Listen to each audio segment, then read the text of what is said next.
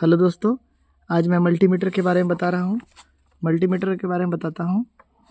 देखिए ये मल्टीमीटर है। मल्टीमीटर दो टाइप से आता है, एक आता है एनालॉग और एक आता है डिजिटल। तो ये डिजिटल मल्टीमीटर है। देखिए मल्टीमीटर दो टाइप का आता है, एक एनालॉग एक डिजिटल।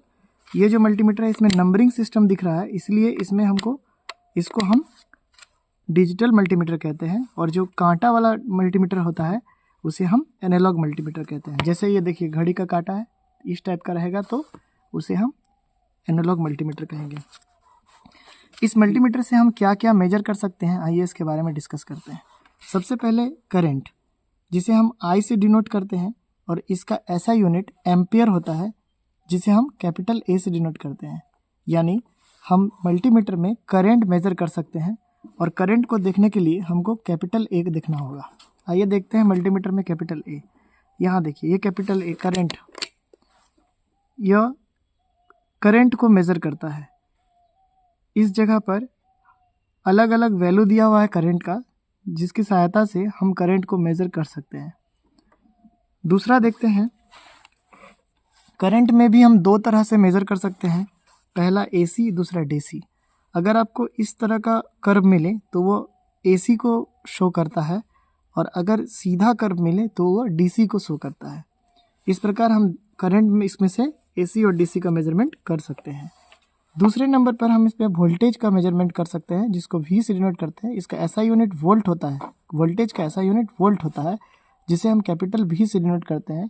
यानी यूनिट के जो सिंबल है उसके हिसाब से हम यहाँ चेक करेंगे। कैसे हम चेक करेंगे, देखिए यहाँ देखिए आप, वोल्टेज है भी, यहाँ भी वोल्टेज भी है, यानी वोल्टेज को हम मेज़र कर सकते हैं। अब वोल्टेज को भी दो तरह से मेज़र कर सकते हैं, एक एसी जिसके लिए इस टाइप का कर्व रहेगा, और एक रहेगा डीसी जिसके लिए सीधा कर्व रहेगा।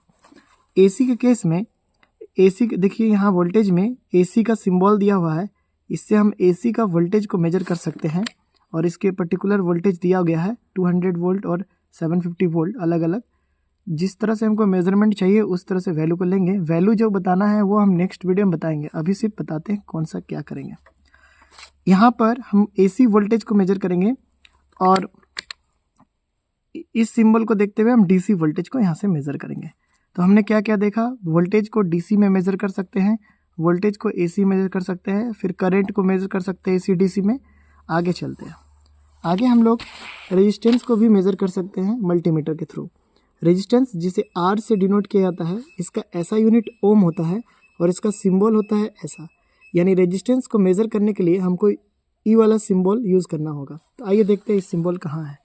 देखिए दोस्तों, सिंबल यहाँ पर है, यानी यहाँ से पूरा ये ग्रीन सेक्शन देखिए, यहाँ से पूरा ग्रीन सेक्शन ये वाला पूरा रेजिस्टेंस को मेज़र करने के लिए हम लोग प्रयोग करते हैं।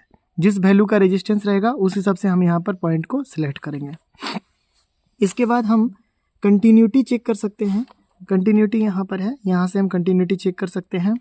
कंटिन्यूटी का मतलब होता है कि अगर मान लीजिए कोई वायर है तो वायर सही है या गलत है, उसको चेक करने के लिए हम कंटिन्यूटी का प्रयोग करते हैं, जिसमें बीप का साउंड आता है, जो कि यहाँ पर सिंबॉलिक रूप में दिखाया गया है। अगला हम डायोड चेक कर सकते हैं। डायोड के लिए देखिए यहाँ पर सिंबल दिया हुआ है, यहाँ ये जो सिंबल है ये सिंबल यहाँ पर दिया हुआ है, इसका मतलब डायोड। यानी ओवरऑल देखा जाए दोस्तों तो यहाँ पर ये जो सेक्शन है, ये सेक्शन, ये वाला जो सेक्शन है, इस सेक्शन से हम किसी भी इलेक्ट्रिकल कंपोनेंट को मेज़र कर सकते हैं। इलेक्ट्रिकल कंपोनेंट कहने का मतलब ये जितना भी इलेक्ट्रॉनिक सामान है, छोटे छोटे सामान, जैसे डायोड हो गया, रजिस्टर हो गया, इन सभी का वैल्यू हम चेक कर सकते हैं। आइए अगला समझते हैं। अगले में है, देखिए यहाँ पर ये जो है ये वाला सिंबल है, देख लीजिए ये वाला सिंबल यहाँ पर है। इससे हम फ्रीक्वेंसी मेज़र कर सकते हैं, यानी कि आवृत्ति। किसी भी स्पीकर का फ्रीक्वेंसी मेज़र करना हो, या किसी भी करंट या वोल्टेज का फ्रीक्वेंसी, करंट और वोल्टेज तो नहीं बट फ्रीक्वेंसी का मेज़रमेंट करना हो तो हम इसमें से कर सकते हैं। ये वाला सिंबल फ्रीक्वेंसी मेज़रमेंट के लिए है। अगला देखिए इसमें HFE लिखा हुआ है, यह जो है ट्रांजिस्टर के मेज़रमेंट के लिए हम लोग यूज़ करते हैं।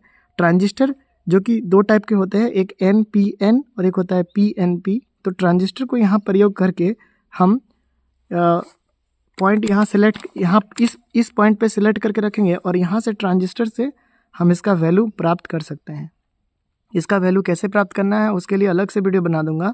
अभी सिर्फ मैं बता रहा हूँ मल्टीमीटर का यूज़ कहाँ, कौन सा पॉइंट में क्या होता है। तो देखिए शुरू से बताते हैं। ये तो ऑफ कंडीशन है, वोल्टेज AC के लिए है, करंट AC/DC के लिए है, ये आपका ट्रांजिस्टर मेजरमेंट के लिए है, यह फ्रीक्वेंसी को मेज़र करता है, यह इलेक्ट्रिकल कंपोनेंट को मेज़र करता है, यह रेजिस्टेंस को बताता है और यह वोल्टेज इन DC को बताता है। यहाँ पर जब हम लोग HFE में रखेंगे तो यहाँ से हम ट्रांजिस्टर को मेज़र कर सकते हैं, जो कि NPN और PNP दो टाइप का ट्रांजिस्टर के लिए है। अब देखिए दोस्तों, यहाँ मेरे पास दो तार हैं जो यहाँ पर प्रयोग किया जाता है मल्टीमीटर में। इन दोनों तारों को प्रोब्स कहा जाता है। यह प्रोब्स देखिए हम कैसे यूज़ करते हैं। जो ब्लैक वायर है वो ब्लैक वायर मैं कॉमन में रखूँगा या कॉमन में डाल दूँगा। बाकी जो रेड वायर है उसके लिए दो सेक्शन है। यहाँ अगर वोल्टेज या करंट 10 एम्पियर से नीचे है तो मैं यहाँ पर प्रयोग करूँगा इसका, क्योंकि 10 एम्पियर से नीचे के करंट के मेजरमेंट के लिए बीच में नहीं बोलेंगे, यहाँ लिखा होगा वोल्ट, ओम, मिली एम्पियर, तो उसमें प्रयोग करेंगे। और जब हमको 10 एम्पियर से ज़्यादा करंट मेजरमेंट करना है तो ऐसा केस में हम इसको यहाँ लगाएंगे और ये जो पॉइंट है इस पॉइंट को 10 एम्पियर के पास लेके जाएंगे ताकि हम मेजरमेंट कर सकते हैं। इसमें भी देखिए ये मल्टीमीटर बहुत छोटा वैल्यू का मल्टीमीटर है, इसलिए 10 एम्पियर का करंट तो हम इसमें मेज़र कर सकते हैं, बट सिर्फ 10 सेकंड के लिए ही हम इसका प्रयोग कर सकते हैं। और दोबारा जब इसका हमको प्रयोग करना होगा तो कम से कम 15 से 20 मिनट रुकना होगा, उसके बाद फिर हम 10 एम्पियर का करंट से ज़्यादा मेज़र कर सकते हैं। इस बात का ध्यान रखना होगा, नहीं तो ये मल्टीमीटर ख़राब हो जाएगा। आगे का जो पूरा डिटेलिंग है वो नेक्स्ट वीडियो में करेंगे। धन्यवाद।